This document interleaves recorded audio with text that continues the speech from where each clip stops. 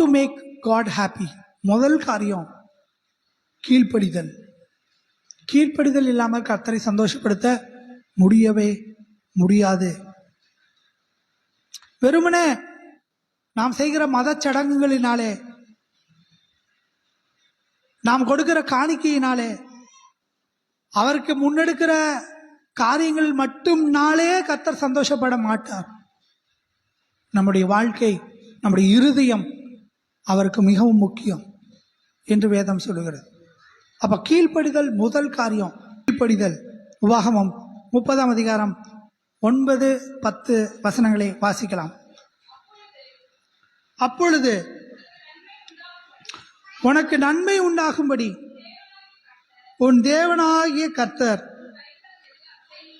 உன் கைகள் செய்யும் எல்லா வேலைகளிலும், உன் கற்பத்தின் கனியிலும், உன் மிருக ஜீவனின் பலனிலும், உன் நிலத்தின் கனியிலும் உனக்கு பரிபூர்ணம் உண்டாக செய்வார். இது ஆசீர்வாதத்தின் வசனம். அடுத்த வசனத்தை வாசிங்க. உன் தேவனாகிய கர்த்தருடைய சத்தத்திற்கு செவி கொடுத்து இந்த நியாயப்பிரமாண புஸ்தகத்தில் எழுதியிருக்கிற அவருடைய கற்பனைகளையும் அவருடைய கட்டளைகளையும் கை கொள்ளும் பொழுது உன் தேவனாகிய கர்த்தரிடத்தில் உன் முழு இருதயத்தோடும் உன் முழு ஆத்துமாவோடும் திரும்பும் போது கர்த்தர் உன் பிதாக்களின் மேல் சந்தோஷமாய் இருந்தது போல உன்மேலும் உனக்கு நன்மை உண்டாக திரும்பவும் சந்தோஷமாய் இருப்பார். அப்ப எப்போ சந்தோஷமாய் இருப்பார் நம் தேவன்? இந்த வசனம் எவ்வளவு தெளிவாய் எழுதப்பட்டிருக்கிறதை நீங்கள் வாசிக்கலாம்.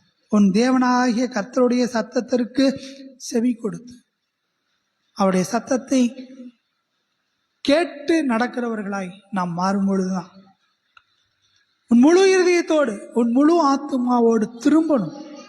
ஒரு அறகுறையான ஒரு வாழ்க்கை அல்ல, முழுமையாக அவரிடத்துல திரும்புகிற ஒரு வாழ்க்கை. அதைத்தான் இந்த வசனம் நமக்கு தெளிவாய் சொல்லுகிறது. முழு இருதயத்தோடு. ஒரு முக்காவாசி எனக்காக, கால்வாசி அவருக்காக அல்ல. ஒரு பாதி எனக்கு பாதி அவருக்கு, அப்படி அல்ல. இல்ல முக்காவாசி அவருக்கு கொடுத்துட்றேன், கால்வாசி நான் வச்சுக்கிறேன், அப்படிப்பட்ட வாழ்க்கை அல்ல. முழுமையாக. தாமதமான கீழ்ப்படிதல். ஒரு பக்தன் இப்படியாக தன்னுடைய புத்தகத்தில் எழுதுகிறார், தாமதமான கீழ்ப்படிதல் கீழ்ப்படியாமை என்று.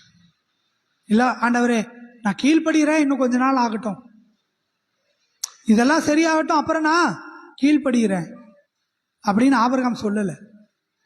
இப்போதான் கொடுத்தீங்க ஆண்டவரே, இன்னொரு குழந்தைய நான் பெத்துட்டு அதுக்கப்புறம் ஈசாக்க பலி கொடுக்கிறேன் அப்படி சொல்லல அவரு. தாமதமான கீழ்ப்படிதல் கீழ்ப்படியாமை.